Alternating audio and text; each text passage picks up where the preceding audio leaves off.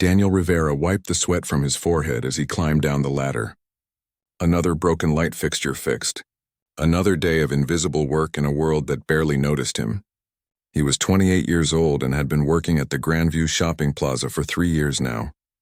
His job was simple enough: fix things when they broke, make sure everything looked perfect for the people who could afford to shop here. The uniform he wore was gray and plain. It had his name stitched on the front pocket.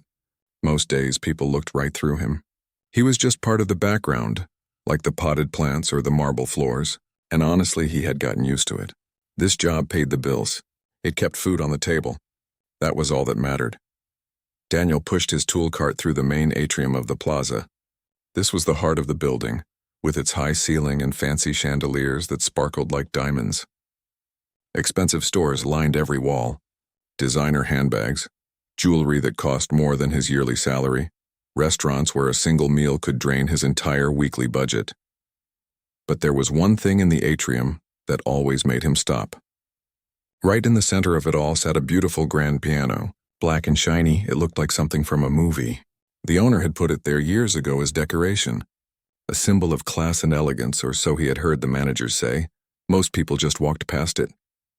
Some stopped to take photos with it, but nobody ever played it. It just sat there, silent and perfect like everything else in this place. Daniel paused near the piano like he did almost every day. His fingers tingled with an old familiar feeling. He could see his reflection in the polished surface. A tired-looking guy in a maintenance uniform staring at an instrument that represented a life he used to dream about. He had not touched a piano in 7 years. 7 long years since everything changed. 7 years since he had packed away that part of himself and locked it in a box deep in his heart. His hand reached out slowly, hovering just above the keys. He did not touch them. He never did. It hurt too much to even think about it. But still, every day he found himself standing here, remembering. The plaza was busy this morning. Tuesday mornings usually were. Well-dressed people hurried past with shopping bags. Business meetings happened over expensive coffee. The sound of heels clicking on marble echoed through the space. Daniel did not notice the woman watching him from across the atrium. Victoria Ashford had inherited the Grandview Plaza 6 months ago when her father passed away. At 32 years old, she suddenly found herself running a business empire she had never asked for. Her father had built this place from nothing, and now it was her responsibility to keep his legacy alive. She did not enjoy it much if she was being honest with herself. Every day was filled with meetings about profit margins and lease agreements. Everyone wanted something from her. Investors wanted her money. Business partners wanted her connections. Men asked her out, but really they were just interested in her bank account. Today she was doing her monthly inspection of the property, walking through with her assistant, checking that everything was running smoothly. It was boring work, but it needed to be done. That was when she noticed him. The maintenance worker standing by the piano. There was something about the way he stood there. The longing in his posture, the way his hand reached out but did not quite touch the keys. Most people would have walked right past. But something made Victoria stop. Maybe it was instinct. Maybe she was just tired of the fakeness that surrounded her every day. But something about this moment felt real. She made a decision without really thinking about it. Her assistant looked surprised when Victoria suddenly changed direction and walked toward the piano. Daniel did not hear her approach. He was lost in memories. His mother sitting beside him at their old upright piano, her patient voice guiding his fingers, the music that had filled their small apartment and made everything feel possible. "Do you play?" The voice startled him. Daniel jerked his hand back and turned around. His heart jumped when he saw who was speaking to him. Victoria Ashford, the owner of the entire plaza. He had seen her before from a distance, but never this close. "Ms. Ashford," he stammered, trying to compose himself. "I'm sorry, I asked if you play," she repeated. Her voice was not unkind, just curious. Daniel felt his face grow hot. "I used to." "A long time ago?" Victoria studied him for a moment. There was something in his eyes. A story he was not telling. She had spent the last 6 months surrounded by people who smiled fake smiles and said things they did not mean. This man's discomfort was honest. It was refreshing. "Play something for me," she said. It came out sounding more like a command than a request, but she did not take it back. Daniel shook his head quickly. "Oh no, ma'am. I could not. I have not played in years. I would not want to disturb—" "I will make you a deal." Victoria interrupted herself. She did not know where this was coming from. It was completely unlike her. But something pushed her forward. "Play that piano right now. And if you are any good at all, I will go out with you. Dinner. My choice of restaurant." The words hung in the air between them. Daniel stared at her like she had just spoken a foreign language. Behind Victoria, her assistant's mouth fell open in shock. Around them, people had started to notice. Shoppers slowed their walking. A few people stopped completely, sensing that something interesting was about to happen. "I do not think that is a good idea," Daniel managed to say. His mind was racing. Was she serious? Was this some kind of test? Or worse, was she making fun of him? "What is wrong?" Victoria asked. A small smile played at the corner of her mouth. "Afraid you have lost your touch?" She did not know why she was pushing this. It was crazy. She was the owner of a multi-million-dollar property, asking out a maintenance worker she had never met. Her board of directors would have heart attacks if they knew. But for the first time in months, she felt alive. She felt curious about something. Daniel looked at the piano, then at Victoria, then at the small crowd that was starting to form. His heart hammered in his chest. Part of him wanted to refuse politely and get back to work. That would be the safe choice, the smart choice. But another part of him, a part he had buried 7 years ago, was waking up. That part remembered what it felt like to sit at a piano, to let the music flow through his fingers, to feel truly alive. The crowd was getting bigger now. People held up their phones. This was clearly going to be either embarrassing or entertaining, and nobody wanted to miss it. Daniel took a deep breath. His hands were shaking. He looked one more time at Victoria, trying to understand why she was doing this. Her expression was open, genuinely interested. Not mocking. Not cruel. Just curious. "Okay," he heard himself say. "Okay, I will play." The words felt strange coming out of his mouth, like someone else was speaking. But his feet were already moving toward the piano bench. His heart was pounding so hard he could hear it in his ears. Daniel sat down slowly. The bench was the perfect height. The piano was beautiful up close, well-maintained and perfectly tuned. His hands hovered over the keys. 7 years. It had been 7 years since he had done this. 7 years since he had let himself feel this. Behind him, Victoria waited. Around him, the crowd grew silent with anticipation. In front of him, the keys gleamed like promises waiting, to be kept or broken.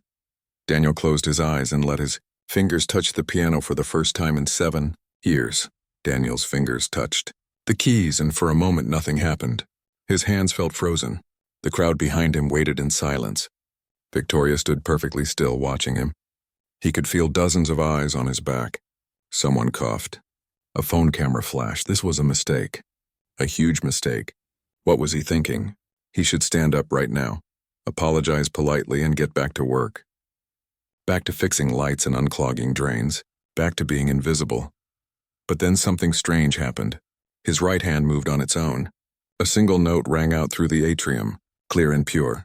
The sound cut through the buzz of the shopping plaza like a knife through butter. Then another note.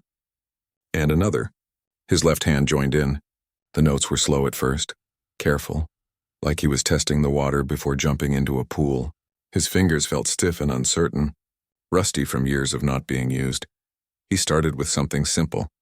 A basic melody his mother had taught him when he was 8 years old. Child's play, really. Something a beginner might practice. The notes wobbled a bit. His timing was off. He hit one wrong key and winced.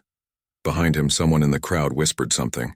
He could not make out the words, but he heard the tone. Disappointment, maybe, or pity. His face burned with embarrassment, but Daniel did not stop. Could not stop, because something was happening. With each note, something inside him was waking up. Like a door he had locked years ago was slowly creaking open.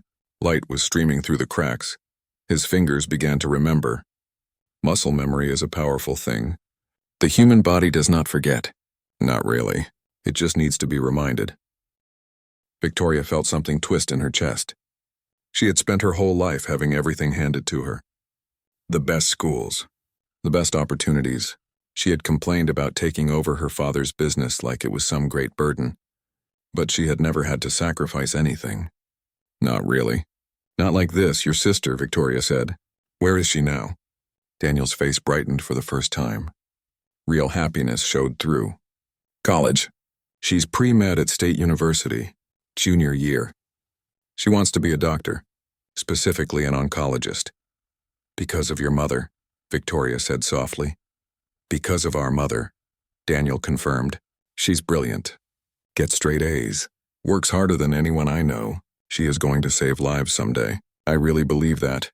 So it was worth it, Victoria said. What you gave up, Daniel thought about that. I do not know if worth it is the right way to put it. I did not really have a choice. Or maybe I did, but it never felt like one. She was my little sister. She needed me. What else was I going to do? They sat in silence for a moment. The coffee shop buzzed with conversation around them, but their table felt like its own little island. Can I ask you something? Victoria said. Why did you stop playing completely? You could have taught piano, played at restaurants or events, made music part of your life somehow.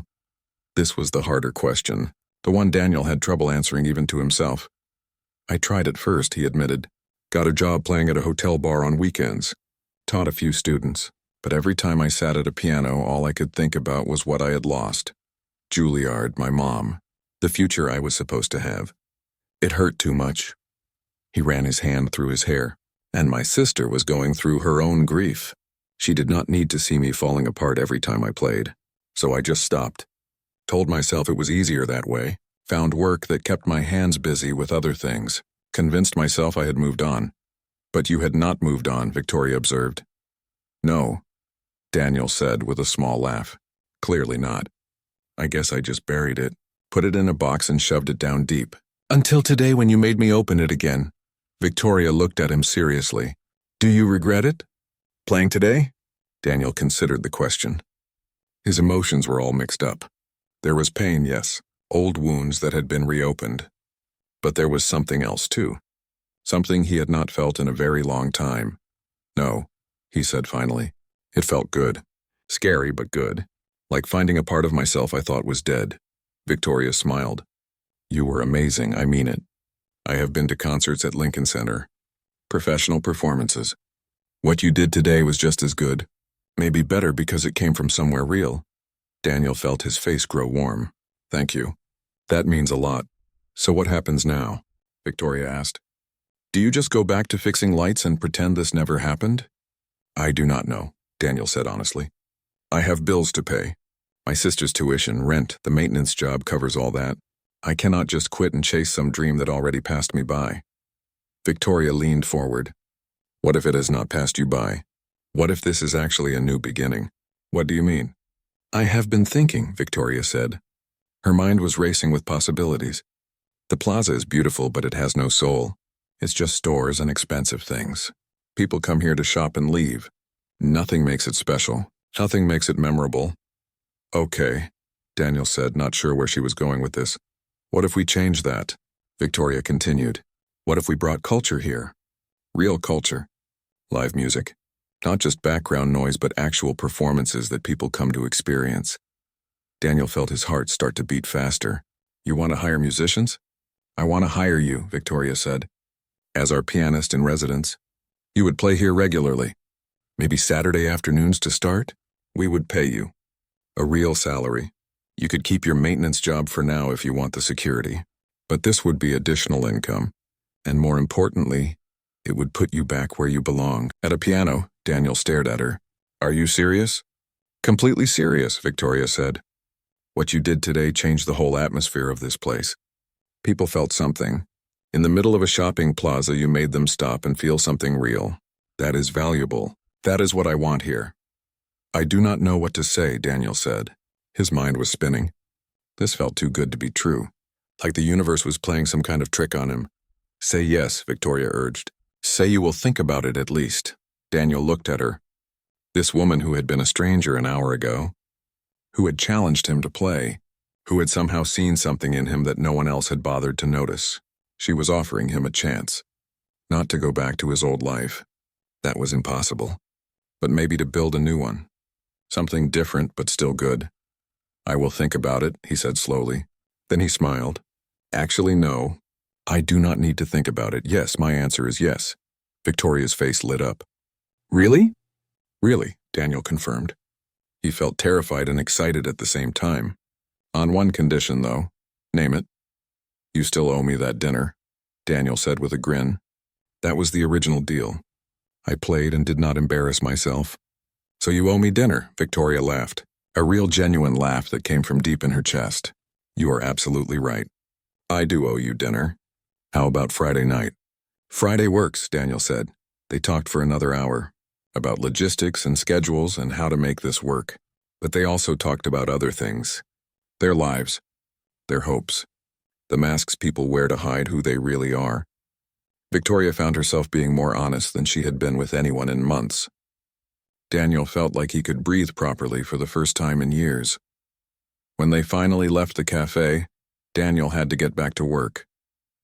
There were still lights to fix and floors to clean, but something fundamental had changed. He was not just a maintenance worker anymore. He was a musician again, and maybe, just maybe, he was also the kind of person who could have coffee with a millionaire and feel like an equal. As he walked back to get his tool cart, Daniel caught his reflection in a store window. Same gray uniform, same face, but something in his eyes was different. There was light there, hope. The future suddenly felt wide open instead of narrow and predetermined. His phone buzzed. A text from his sister. "Dude, someone posted a video of you playing piano at work. It has like 10,000 views already. What is going on?" Daniel smiled and typed back. "Long story. I will call you tonight. But the short version is I think things are about to change, in a good way." And for the first time in 7 years, Daniel actually believed it. The video went viral overnight. By Wednesday morning, Maintenance Workers' Hidden Talent had over 2 million views across different platforms. People shared it with captions like, "This made me cry," and "Never judge a book by its cover," and "When talent cannot be hidden." The comment section exploded with questions. Who was this guy? Where could they hear him play again? Why was someone this talented working maintenance? Daniel's phone would not stop buzzing. Friends he had not heard from in years were reaching out. His sister called him 3 times before breakfast. Even his old music teacher from high school somehow found his number and left a voicemail saying she always knew he was special. It was overwhelming. Daniel was not used to attention. He had spent years perfecting the art of being invisible. Now suddenly everyone wanted to know his story. But the strangest part was work.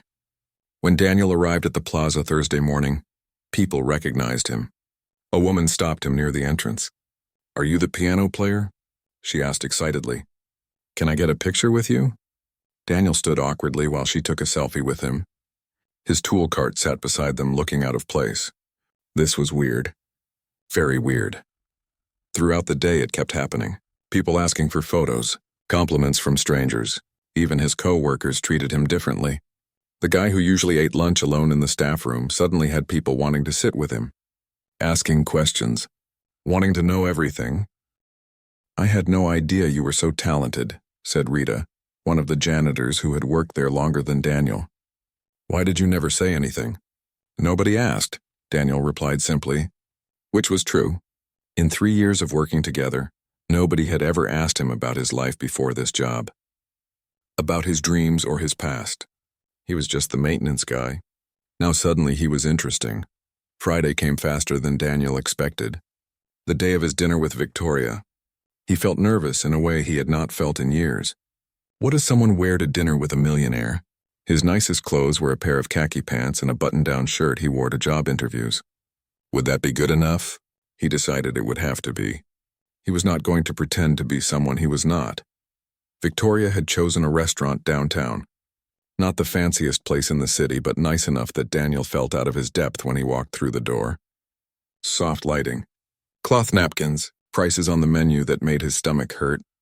But Victoria greeted him with a genuine smile that put him at ease. She was not wearing a business suit tonight. Just a simple dress and minimal jewelry. She looked different. More relaxed. More like a regular person and less like a corporate executive. "I'm glad you came," she said as they sat down. "I was worried you might change your mind." "I considered it," Daniel admitted. "This is pretty far outside my comfort zone." "Mine too, if I am being honest," Victoria said. I do not usually ask out employees or make bets involving piano performances. This whole week has been strange. They ordered food and started talking. Really talking. Not the polite small talk that fills awkward silences, but real conversation. Victoria told him about her father, how he had built the plaza from nothing, how she felt pressure to live up to his legacy even though she was not sure she wanted the life he had chosen for her. Everyone thinks having money solves all your problems, she said, playing with her water glass. And sure, I do not worry about paying rent or affording groceries, but there are other kinds of poverty, loneliness, feeling like people only see your bank account and not you, never knowing if someone likes you for yourself or for what you can give them. Daniel listened without interrupting. He had never thought about wealth that way before. In his world, money problems were real and constant, but he could understand loneliness. He had felt invisible for years, even though he was surrounded by people every day. What about you? Victoria asked. Are you close with your sister? You said she is in college now. Daniel's face softened when he talked about her. She is my best friend. Has been since she was born. Even when she was a bratty teenager going through her rebellious phase, we were close. She is the reason I get up every morning. Does she know? About today? About the pianist job? I told her everything, Daniel said. She cried. Happy tears. She has been carrying guilt for years about me giving up Juilliard. I kept telling her it was not her fault, but she never believed me. Now she keeps saying this is the universe giving me a second chance. Maybe she is right, Victoria said. Maybe, Daniel agreed. But it is not really a second chance at my old dream. That ship has sailed. I am not 18 anymore with a scholarship to Juilliard. I am 28 with bills and responsibilities. But maybe it is a chance at something new, something I have not imagined yet. The food arrived and they continued talking through dinner. The conversation flowed naturally from topic to topic. Music and family and dreams and disappointments. They discovered they both loved old movies. Both preferred dogs over cats. Both felt like outsiders in their own lives sometimes. Can I ask you something? Daniel said over dessert. Why did you really challenge me to play that day? Was it just boredom? Or was there something else? Victoria thought about it. Honest answer? I do not fully know. I saw you standing there and something just felt right about asking. Like the universe was nudging me. Does that sound crazy? No, Daniel said. It sounds like the same reason I said yes, even though every logical part of my brain was screaming at me to walk away. They smiled at each other across the table. Something unspoken passed between them, an understanding, a connection that went deeper than their circumstances. After dinner, they walked through the city. The night was cool and clear. Street lamps cast golden light on the sidewalks. They talked about everything and nothing. At one point, Victoria laughed so hard at one of Daniel's stories that she had to stop walking. The sound of her genuine laughter made Daniel feel like he had won something valuable. I have not laughed like that in months, Victoria said, catching her breath. Thank you. For what? For being real, she said simply. Everyone in my life wants something or is trying to impress me or is managing me like I'm a business asset. You just treat me like a person. You are a person, Daniel pointed out, I know. But not everyone remembers that. They ended up at a small park with a fountain in the center, sat on a bench and watched the water sparkle under the lights. The city hummed around them, but their little corner felt peaceful. I have been thinking, Victoria said quietly, about what you said. About this being a new beginning rather than a second chance. I think maybe I need that too. What do you mean? I have been so focused on continuing my father's legacy that I never stopped to think about what I actually want. What would make me happy? Maybe it is time I figured that out. Daniel looked at her. And what do you think would make you happy? Victoria met his eyes. I do not know yet, but I think I am starting to figure it out. The moment stretched between them. Daniel felt his heart beating faster. He wanted to kiss her. Wanted to close the distance between them on this bench. But he held back. This felt too important to rush. Too real to mess up by moving too fast. We should do this again, he said instead. Dinner? Victoria asked. Dinner, coffee, walking around the city. Whatever. I like spending time with you. Victoria smiled. I like spending time with you too. They sat there a while longer, just talking quietly. Making plans. Daniel's first performance as the official pianist would be the following Saturday. Victoria was already working on promoting it. Getting the word out. She wanted a big crowd. Wanted to show Daniel what was possible when talent met opportunity. When Daniel finally got home that night, he found his sister had texted him a dozen times asking how dinner went. He typed out a long response telling her everything, about the conversation and the walk and how he felt like his life was finally moving in a new direction. She responded immediately. "I am so proud of you. Mom would be too." Daniel stared at those words for a long time. His mother had always believed in him, had always said his music was a gift that needed to be shared with the world. She would have loved seeing him play again, would have loved knowing he was finding his way back to the piano. He pulled up the video of his performance that had gone viral, watched himself playing. It was strange seeing himself from the outside. He looked lost in the music, completely absorbed, like nothing else in the world existed except the notes flowing from his fingers. The comments were still rolling in. Thousands of them, people from all over sharing how the music made them feel, how it reminded them of their own dreams, how it inspired them to take chances. One comment caught his eye. "This is what happens when you stay ready." Opportunity came and he was prepared even though he did not know it. Beautiful. Daniel thought about that. He had not felt prepared, had not felt ready for any of this. But maybe preparation was not about being perfect. Maybe it was about staying true to who you are even when life takes you in unexpected directions. About not completely letting go of the things that matter even when you have to set them aside. He looked at the piano keyboard app on his phone. Downloaded it years ago but never used it. Now he opened it and started playing simple scales. Just exercises, warming up his fingers, getting ready for Saturday. Because ready or not, his new life was starting. And this time Daniel was not going to let fear hold him back. Saturday morning arrived with butterflies in Daniel's stomach. His first official performance as the Plaza's pianist in residence. Victoria had promoted it heavily on social media. Posters hung throughout the building. Local news had even picked up the story about the viral maintenance worker who was getting a second chance. Daniel woke up early and practiced on his phone app for an hour. His fingers felt stronger now, more confident. He had been practicing every spare moment since Tuesday. Muscle memory was coming back faster than he expected. But still, the nerves were real.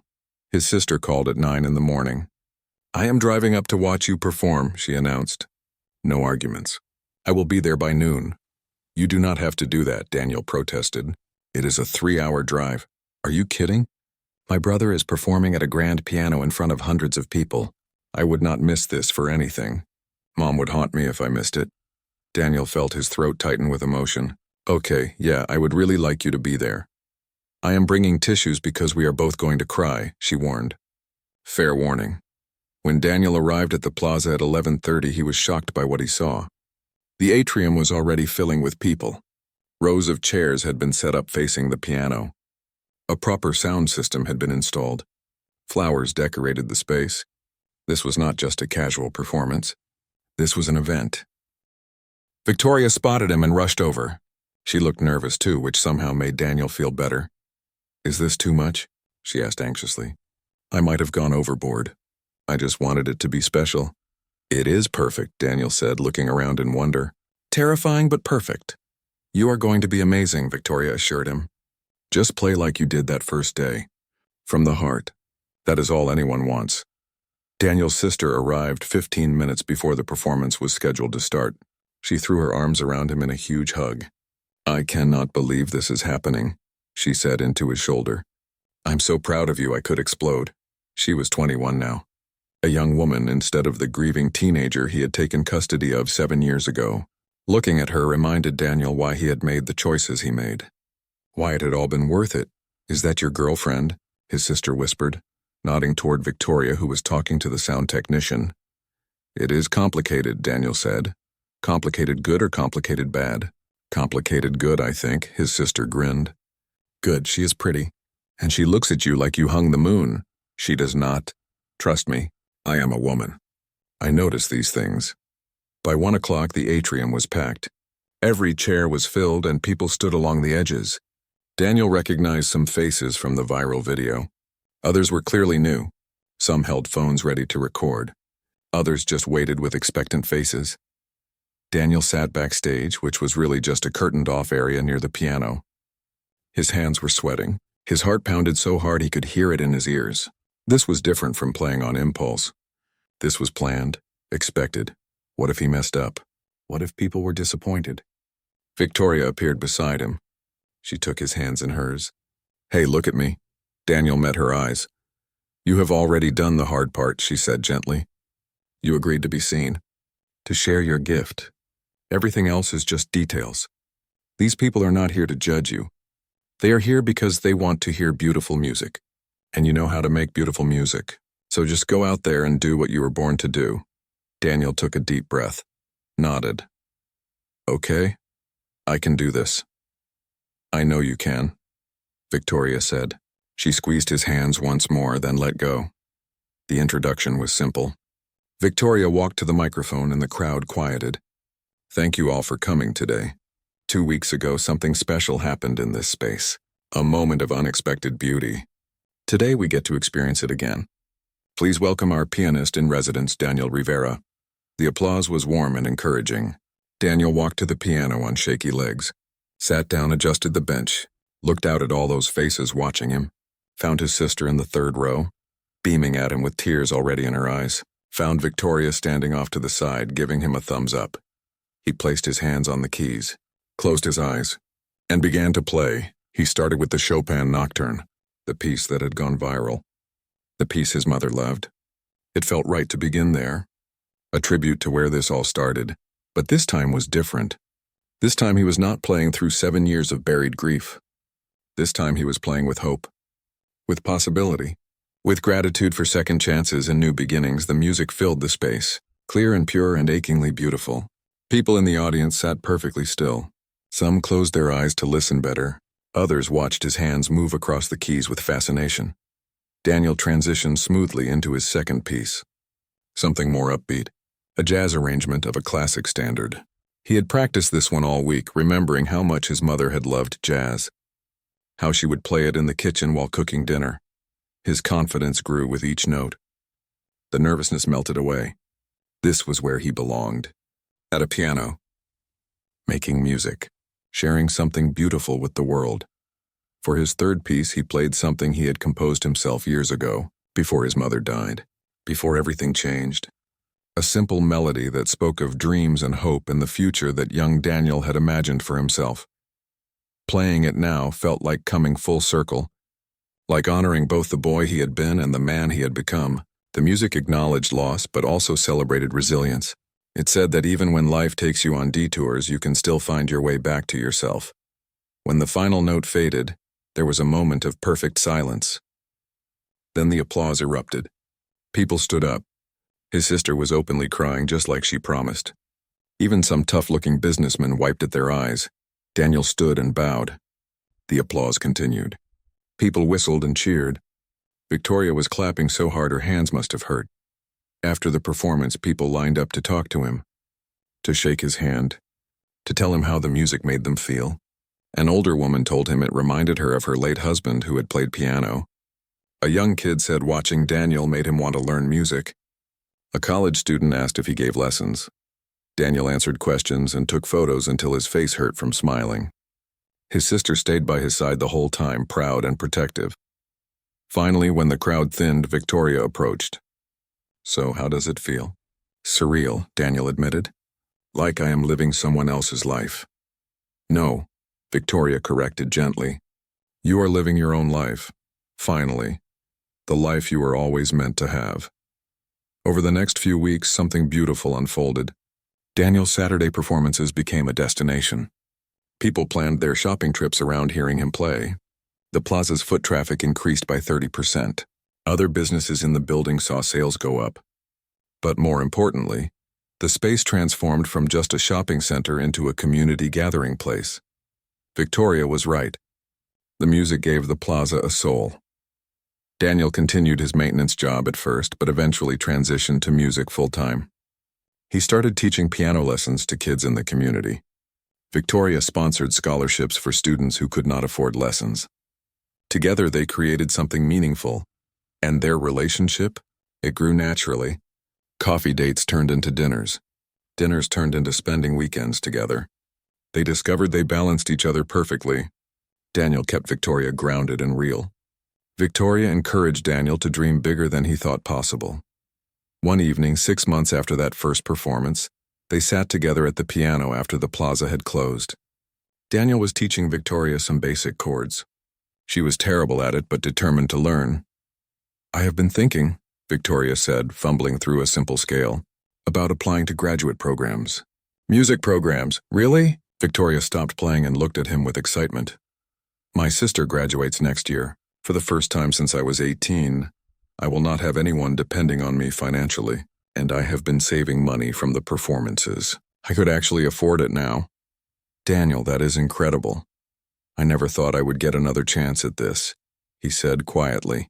"But here I am, performing regularly, teaching, making a living with music. And it is all because you walked up to me that day and dared me to play." Victoria smiled. "I think it is because you were brave enough to say yes, to let people see your gift." "We make a good team," Daniel said. "Yeah," Victoria agreed. "We really do." 6 months later, the acceptance letter came. Juilliard's graduate program.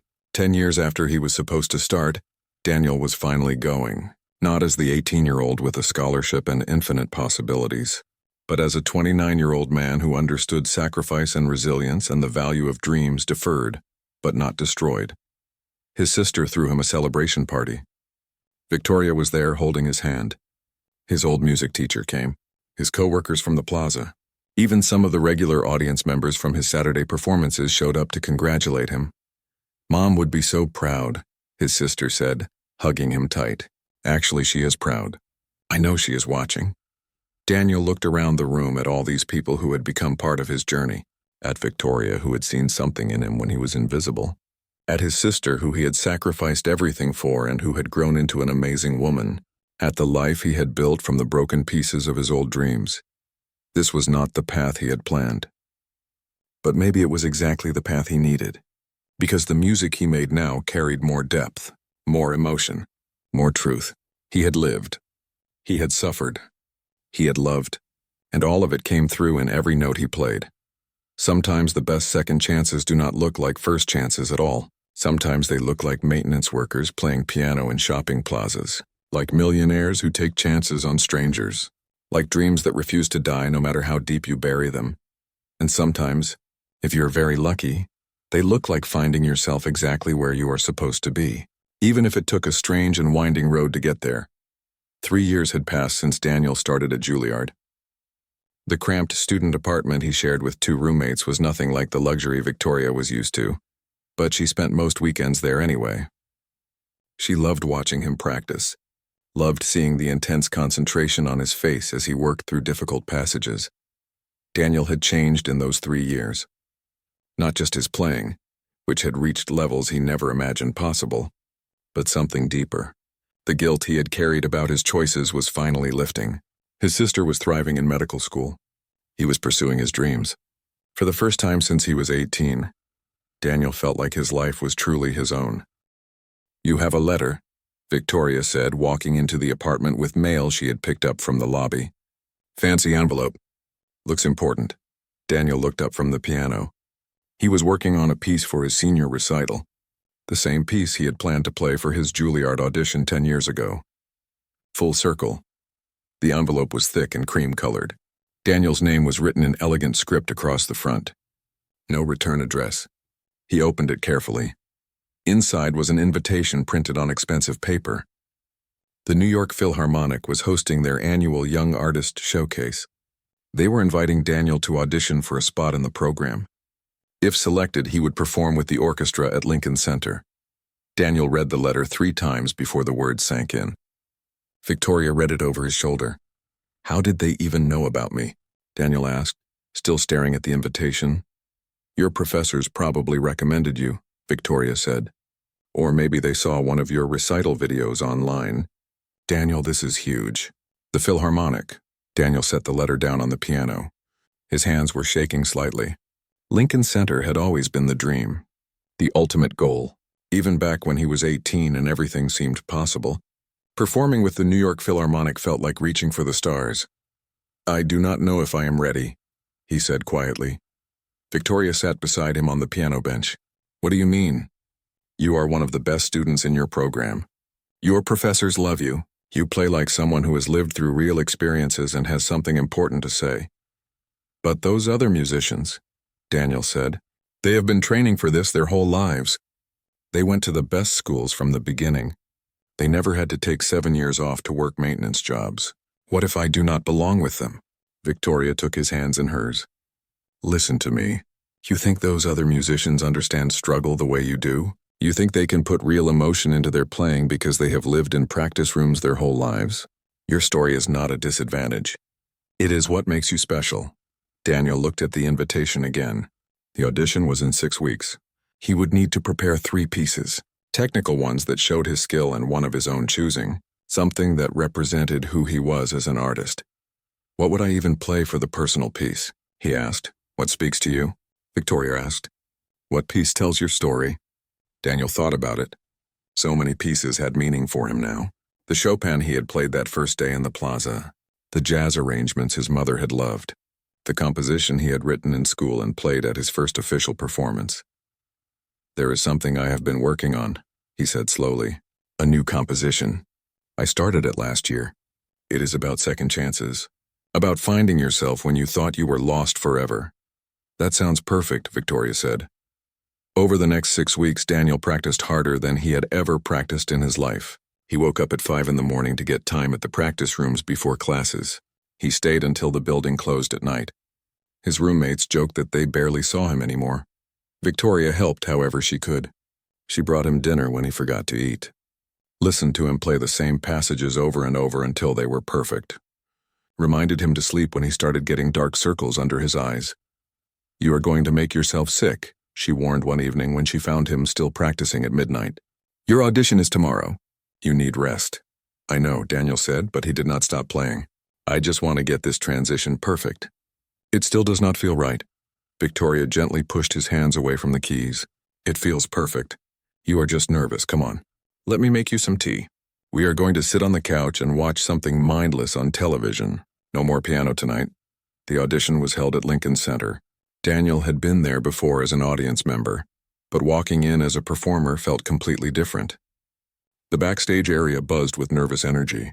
Young musicians warmed up in practice rooms. Some looked confident and polished. Others seemed as nervous as Daniel felt. He was number 7 out of 12 pianists auditioning that day. He listened to the others play from the waiting area. They were all incredibly talented.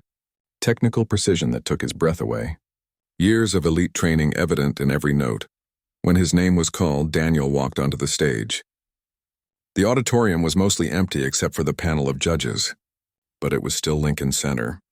Still the stage where the greatest musicians in the world performed. He sat at the piano and adjusted the bench. Looked out at the judges. Took a deep breath. The first piece was Bach, technical and precise. Daniel played it cleanly but without much emotion. It was exactly what they expected to hear. Competent but safe. The second piece was more challenging, a modern composition full of difficult rhythms and unconventional harmonies. This was where technical skill really mattered. Daniel pushed himself through the challenging passages. His fingers flew across the keys. It went well, but he could tell the judges were not particularly impressed. Good but not exceptional. Then came the personal piece. His own composition. The one about second chances. Daniel paused before he began. Thought about the journey that had brought him here. The scared 18-year-old who gave up his scholarship. The invisible maintenance worker fixing lights. The man who found courage to play piano in a shopping plaza because a stranger believed in him. He started playing, soft at first, tentative, like someone testing the water before jumping in. The melody was simple but haunting. It spoke of loss and uncertainty, of dreams deferred and hope almost lost. Then the music began to change. The melody grew stronger, more confident. Other voices joined in harmony. The piece became about more than loss. It became about resilience, about finding strength you did not know you had, about love that sustains you through difficult times. Daniel played with everything he had. Every emotion he had felt over the past 10 years poured through his fingers. The music told the story of his mother's illness, of taking care of his sister, of choosing love over ambition and discovering that sometimes the detour becomes the real journey. The final section was pure joy, celebration of unexpected second chances. of people who see your potential when you cannot see it yourself, of dreams that refuse to die no matter how deep you bury them. When the last note faded, the auditorium was completely silent. Daniel looked up at the judges. One of them was wiping her eyes. Another was leaning forward with intense interest. "Thank you," the head judge said finally. "That was very moving. We will be in touch within the week." Daniel walked off stage feeling drained but somehow lighter. He had played his heart out.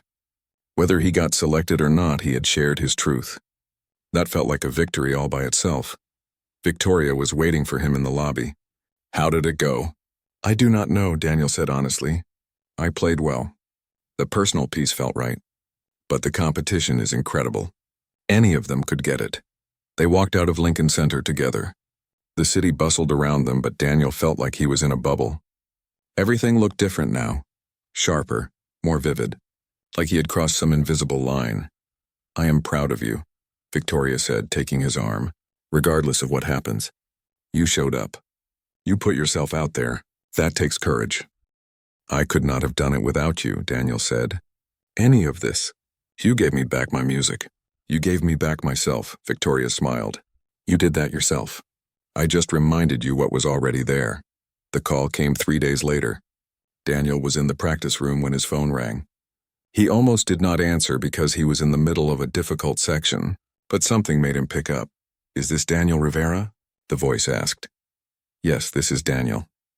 This is Margaret Chen from the New York Philharmonic. I have good news. We would like to offer you a spot in our Young Artist Showcase. Your audition was exceptional, particularly your original composition. The panel was unanimous in their decision." Daniel sat down hard on the piano bench. "Really, are you sure?" Margaret laughed. "Very sure. Your performance moved all of us. We look forward to working with you. The showcase is in 3 months. We will be in touch with all the details." After she hung up, Daniel just sat there staring at his phone. 10 years ago, he thought his chance was gone forever. Now he was going to perform with the New York Philharmonic at Lincoln Center. He called Victoria first, then his sister, then his old music teacher. Everyone cried happy tears. His sister screamed so loud her roommates thought something was wrong. That night, Victoria took him out to celebrate. The same restaurant where they had their first real dinner 3 years ago. It felt appropriate, coming full circle again. "So what happens after the showcase?" Victoria asked over dessert. "I do not know," Daniel admitted.